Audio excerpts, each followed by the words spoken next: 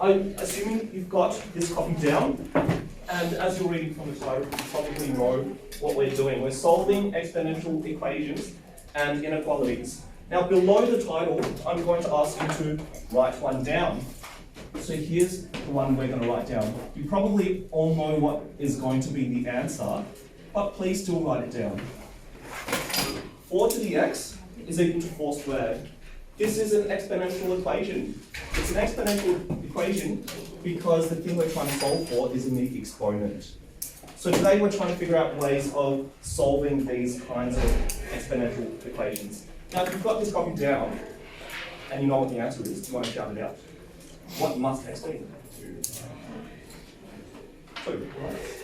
The only thing x can be is 2, so that if we did sub in x to be equal to 2, then the left-hand side would be 4 to the power of 2, which is equal to 4 to the power of 2.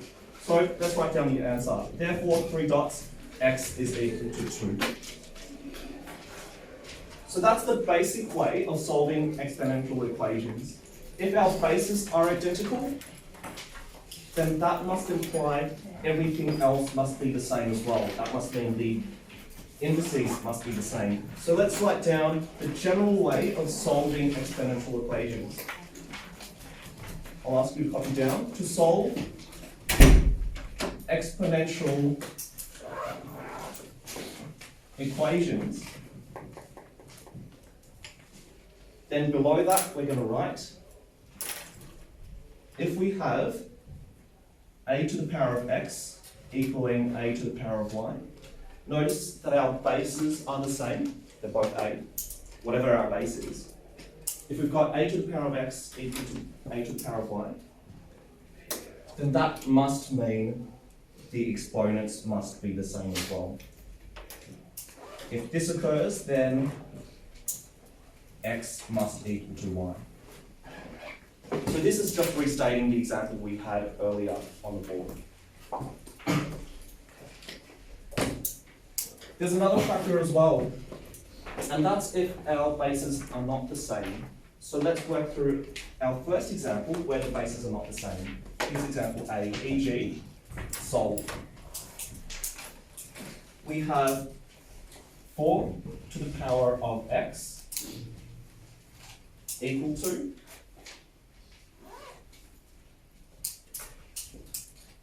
16. Okay, 4 to the power of x equals to 16. Now you probably know what x must be just by using a bit of guess and check. What do you think x must be equal to? So that 4 to the x is 16. 2. It's got to be 2. Okay, now I'll show you a method where you don't need to use guess and check. But the method is going to rely on the fact that we're going to try to make the bases the same. So 16 can be written with a base of 4, can't it? 4. So it can be written as a base of 4 to the power of 2. All I've changed is the right-hand side. The left-hand side stays the same. But once again, we've got the case where our bases are equal. And if our bases are equal, then we can equate the indices. Therefore, x is equal to 2. Okay, that's a key step. If your bases are not the same, then you must make them the same first. So let's write down an additional piece of information to solve exponential equations. First, you see whether the bases are not the same. And if the bases are not the same, if bases are not equal, comma, convert to a common base first, comma, then when the bases are the same, we take the indices and make them equal to each other. So in a summarized way, that can be said as then equate the indices. I'm going to underline equate the indices because that's the main step of what we're going to be doing. Equating the indices must imply that everything else must be the same, so we make the indices the same as well.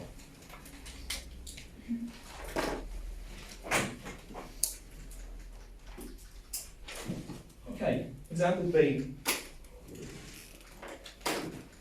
we have to solve 3 to the power of x minus 2 equals to 81. Okay, once again, our bases are not the same. But I'm looking at the number 3 and the 81, and I can make them the same. That's going to rely on your familiarity with powers of numbers. 3 to the power of 4. So that's 3 times 3 times 3 times 3 is 81, so that's 3 to the power of 4. And on the left side, we've got 3 to the x minus 2. Okay, we've done our first step. If the bases are not equal, convert to a common base first. Now that they're common, that must mean the indices must be equal to each other. So let's write that down. Therefore, I always write 3 dots for therefore after I'm equating my indices.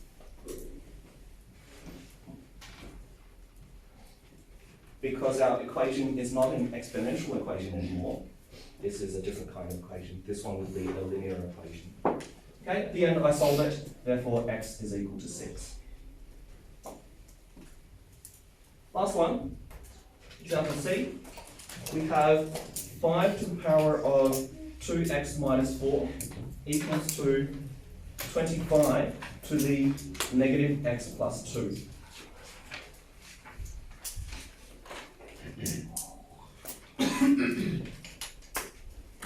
Once again, our places are not the same. I can make them the same. And I'm looking at 5 and there, 25. So the 25 can be written as 5 to the power of 2. So I do that step first. And that's all raised to negative x plus 2. I don't try to skip steps, because a common mistake here is multiplying the 2 with the negative x and forgetting to multiply the 2 with the other 2. So I write that extra step in there. Now let's do the rest. Expand this out. We've got 5 to the power of negative 2x plus 4. And on the left-hand side, we have 5 to the 2x minus 4. We're almost up to our final step. Now we equate the indices. We've got 2x minus 4 equals negative 2x plus 4. And then you can solve that. Let's bring the x's to the left side. We've got 4x, and the 4's to the right side. We've got 8, so x is equal to 2.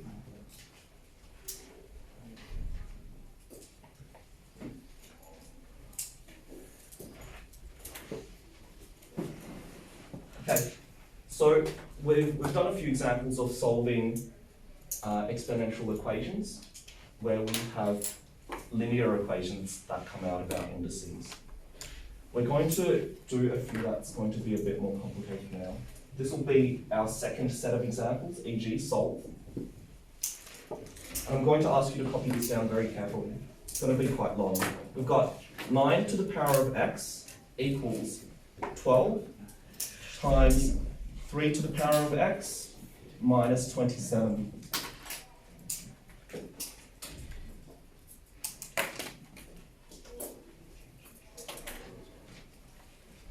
I see a few bases in there that look the same, the 9 and the 3 and the 27, but the 12 can't be reduced to just a base of 3.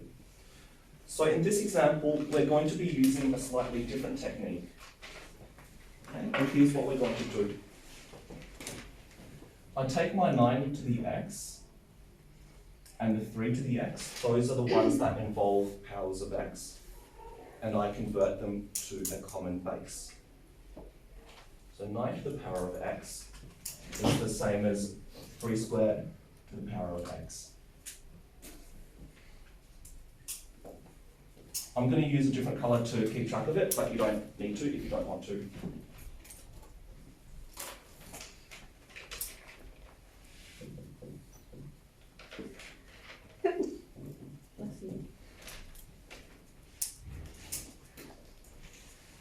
Okay, we're almost there.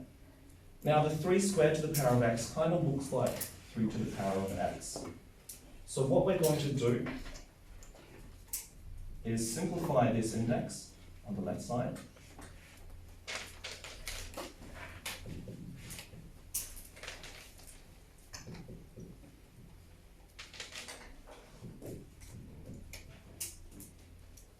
And at this point, the key is to recognize that this is a quadratic equation.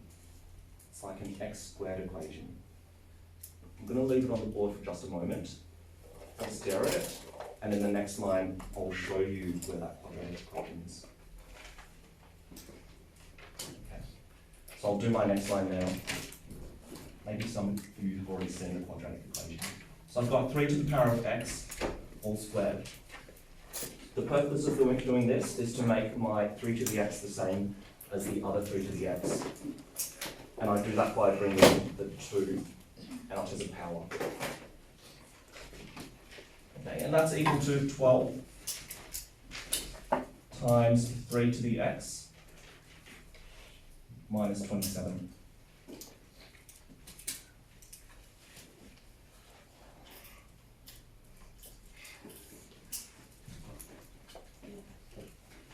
Okay.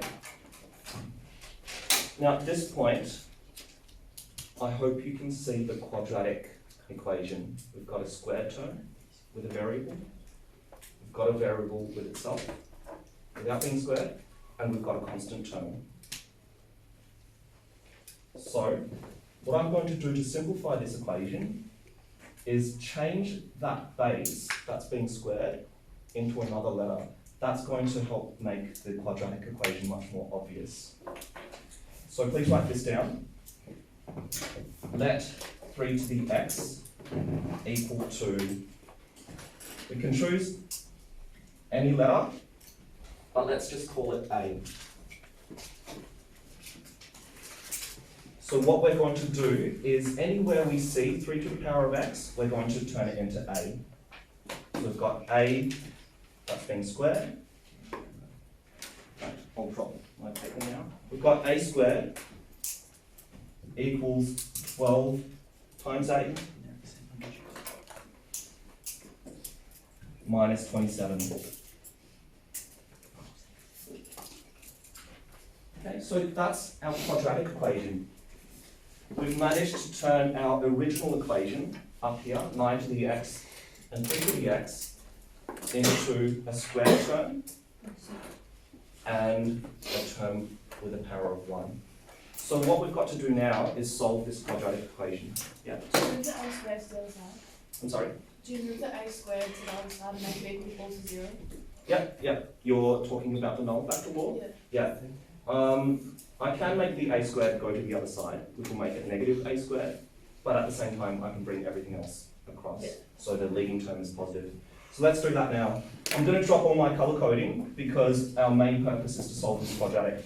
So I've got a squared is a squared, take away 12a minus 27 equals to 0.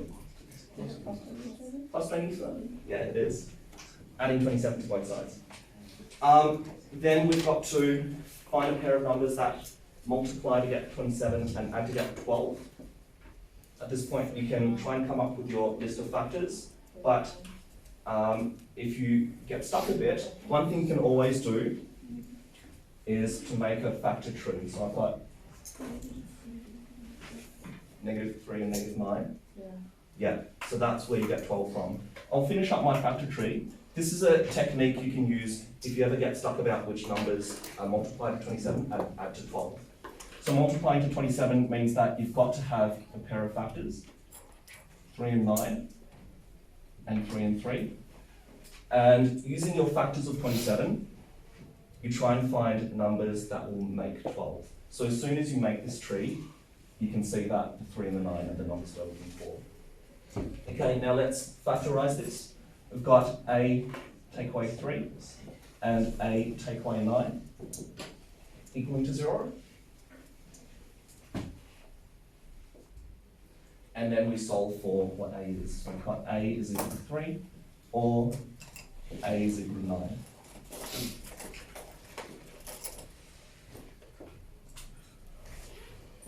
Okay, we've solved for a, but we haven't solved for x. x is the one that we're actually trying to find.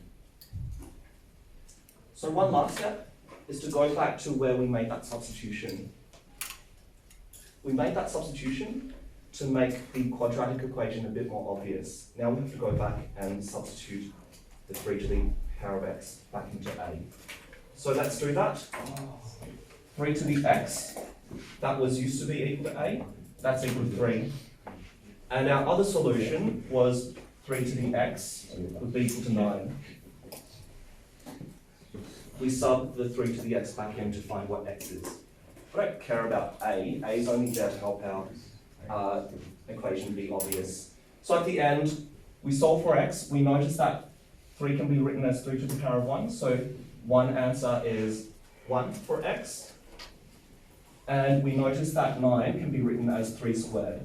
So the other solution is x equals to 2.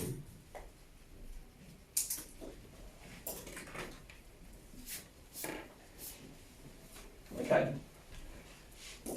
We're going to do one more example like this, but this time we're going to make it a bit more quick.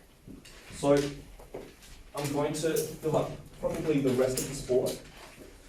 And we need to solve the equation 3 to the power of 2x equals, so this is b, 3 to the 2x equals 27 minus 6 times 3 to the x.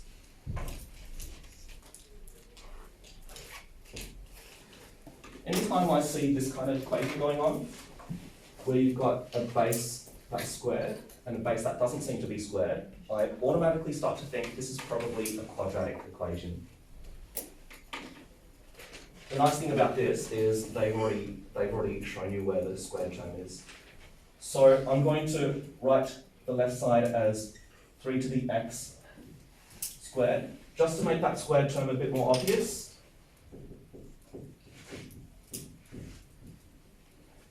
And then I'm going to perform my substitution.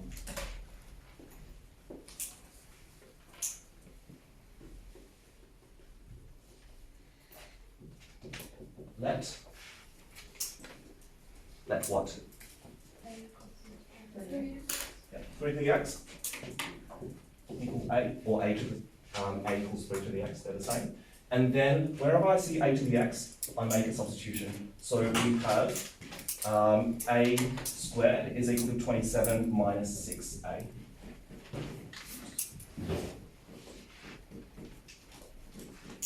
Let's solve this. We've got a squared plus 6a minus 27 equals 0. Then at this point, we need to find a pair of factors that make 27 and add to 6. 9 and 3. We've got a plus 9, a minus 3.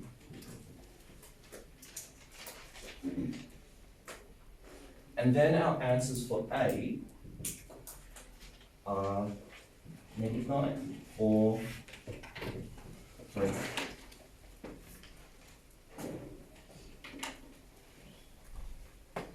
Okay. We've got our values of a, but that's not the question we're answering. The question we're answering is what's x?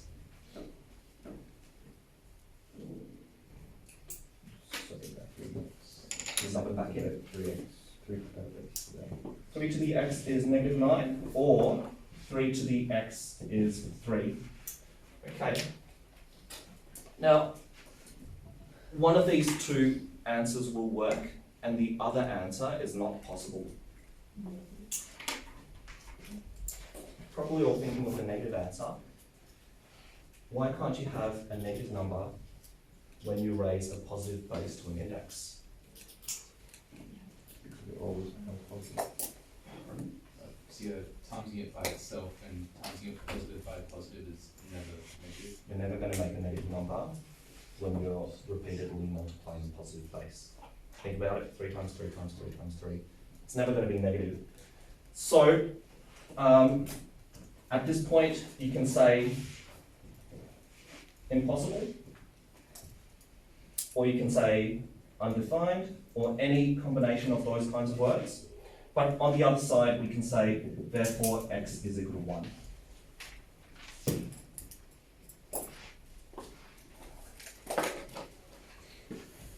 going to finish up with two more examples, this time with exponential inequalities. So here's example A, e.g. Example A, we've got 16 to the power of x is greater than 2. The thing I love about exponential inequalities is there's nothing complicated about it. You just need to know the other rules and how to deal with an inequality. We're just fitting two pieces of knowledge together. Okay, the 16 and the 2. What I can do is make the 16 written as 2 to some power. So it'll be 2 to the power of 4, all to the power of x, and that's greater than 2. And then I can simplify that further as 2 to the power of 4x is greater than 2. That's our first step. Make the bases common. What's our next step? Eli, what's our next step?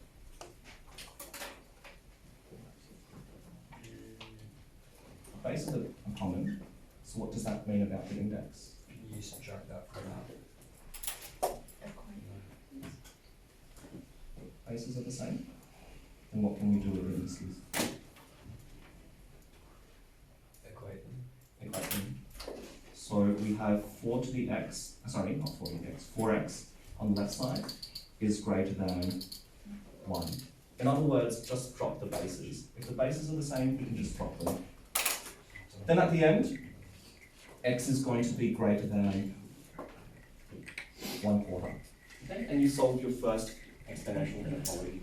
That's question A. Here's question B.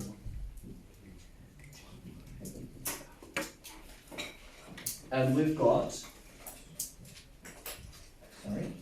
2 to the negative 3x plus 1 is less than 1 over 16.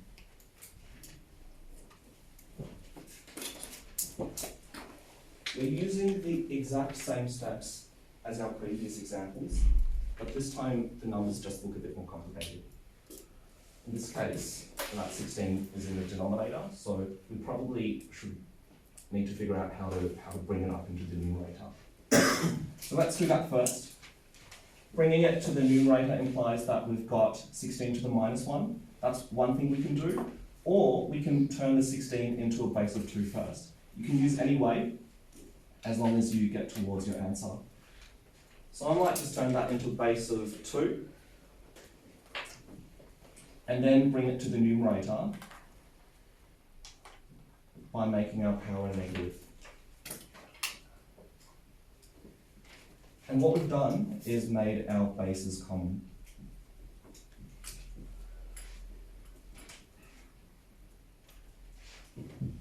We're almost there.